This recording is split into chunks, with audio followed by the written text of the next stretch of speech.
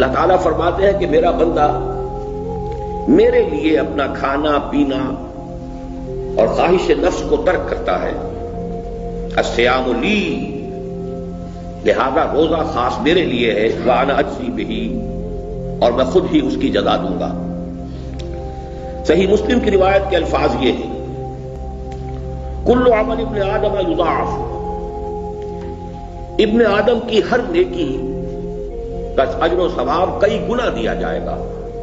الحسنۃ بعشر امثالھا، ہر نیکی کا 10 گنا سے لے کر الی 700 ضعف، 700 گنا تک. قال اللہ تعالی، لیکن اللہ تعالیٰ فرماتا ہے الا الصوم، سوائے روزے کے. فإنہ لی، اس لیے کہ وہ خاص میرے لیے ہے. وأنا أجزي بہ، اور میں خود ہی اس کا بدلہ دوں گا.